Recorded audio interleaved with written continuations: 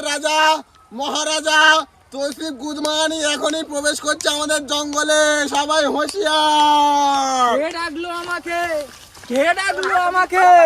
সেনাপতি, ও সেনাপতি, তার ধর থেকে গদ্দান আমি আলাদা করে এই তো দেবো। আমি এখানে। সেনাপতি তুমি কোথায় ছিলে? আমি জঙ্গলে ঘুরে বেড়াচ্ছিলাম, আমাকে উখাড়তো ভুকাড়তো, আমার এই ব্যাগ মাছ ধরে কিছু খাওয়া দেয়নি। কে এই খাওয়া জন্য দেয়নি? করে তুমি আপনাদের- আমার সেনাপতি, মহারাজ তৌসিফ হালদারের সেনাপতি। আচ্ছা। কে খাওয়া দেয়নি তোমাকে? তার নাম বলো। শাহিন সেনাপতি। এক্ষুনি তুমি ওকে শাহিন কে করে ধরে নিয়ে এসো। আচ্ছা যাচ্ছি।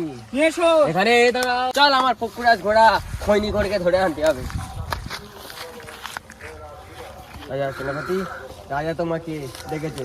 না সেনাপতি প্রণাম করো না, না সেনাপতি প্রণাম করো ওপর না। থেকে অধিকার পড়ে গেছে। না, রাজা সেনাপতি। হুঁশিয়ার। রাজা সেনাপতি। কোথায় আছে তা রাজা? ধরে সেনাপতি এনেছি। হ্যাঁ। কোথায় বিটকেল? এই তো বিটকেল খৈনি করে ধরে এনেছি, আমার একটা মাস খাওয়া দেয়নি কেন? বিটকেল? কি করো?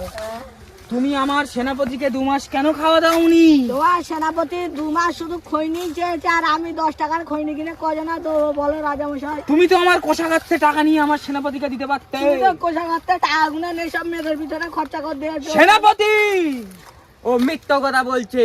বিটকেলের পক্ষে থেকে কোনো সাক্ষী আছে? হ্যাঁ আছে। তোমার পক্ষে থেকে কোনো সাক্ষী আছে? আছে। তাদেরকে ডাকা হোক এখানে। এখানে সেনাপতি, হ্যাঁ। ডাকো তোমার সাক্ষীকে। আচ্ছা রাখি আমাদের। বলুন জি হুজুর।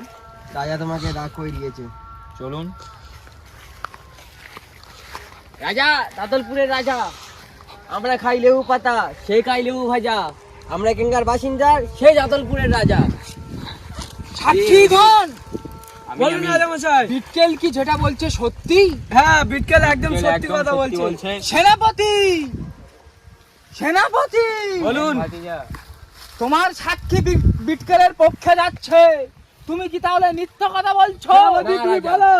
আমি বলতে চাই, আমাকে একটা মাস খাওয়া দেয়নি, খৈনি চেয়েছিলাম খৈনি দেয়নি, বলেছে রাজা আমার আমাকে টাকা রাজ্যে, দিতে পারেনি। আমার রাজ্যে আমার প্রজারা সুখে শান্তিতে আছে, আর আমার সেনাপতি দুঃখে। বিটকেল, আজ তোমার শেষ দিন। জয় মহারাজের দাদলপুরের জয়, জয় মহারাজের জয় দাদলপুরের মহারাজের জয়। জয়।